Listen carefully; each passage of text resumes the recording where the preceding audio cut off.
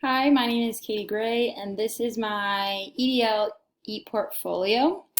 It starts with candidate information. So here we have my artifact folder.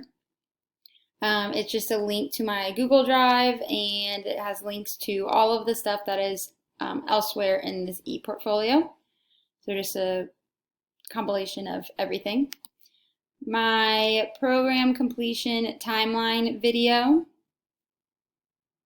as well as my goals video, my leadership philosophy, which just goes into my philosophy of education and my goals as a teacher as well as a future administrator. My plan of study, which just shows when I took each course that was required for the program, as well as my resume that covers the different teaching experience I have, as well as my coaching and leadership opportunities.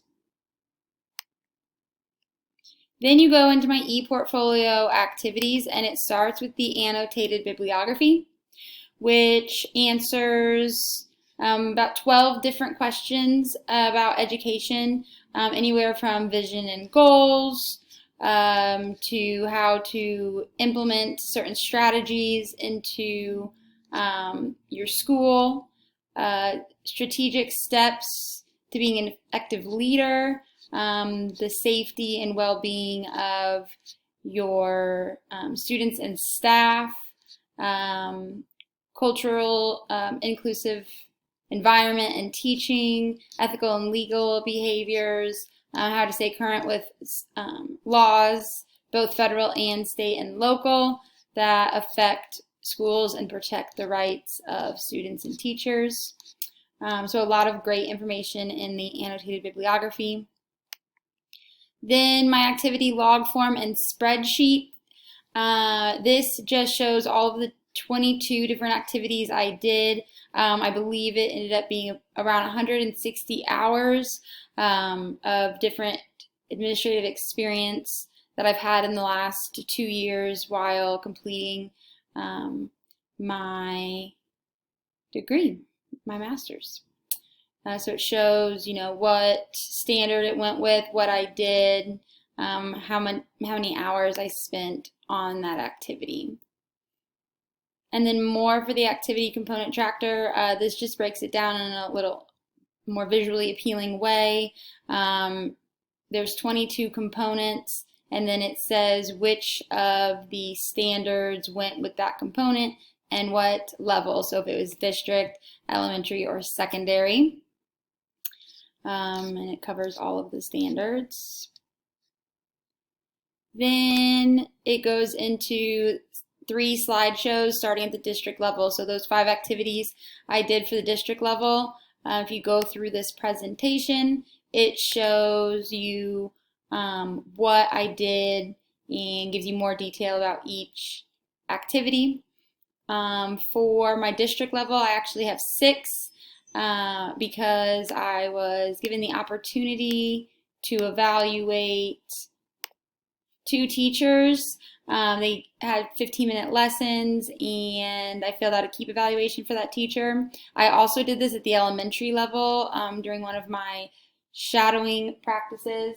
I was able to observe and help complete a keep evaluation for 2 teachers and then an informal observation for another teacher. So I hit this standard twice, but I wanted to make sure I included it in both. The elementary level, I have 7 activities because I plan to be a secondary school administrator. So same concept. If you go through this presentation, it shows you the activity that I did, the standard that it correlated with. It has the description. It explains why I selected the activity, the date of the activity, number of hours involved, how it was relevant to the stakeholders involved, and then how it affected me as a future school administrator. And then most of the activities come with a link that leads you to the presentation or to more information about that activity. Some activities were confidential, such as this one. We reviewed pre and post COVID state assessments, and I was not able to share that information. So that one did not, I can't give you any more information other than what I have written.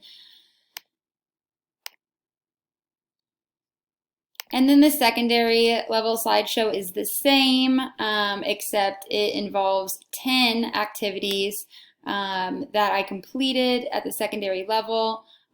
These activities consisted of assignments or presentations that I created in my coursework throughout getting my master's, and they also include on-hand experience that I experienced during my shadowing or observations of administrators, and also activities that my administrators allowed me to be part of since they knew I was getting my master's.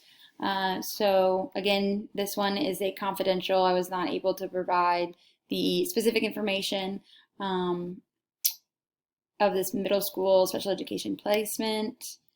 And then I also have 2 activities that align with innovation team and leading in professional development.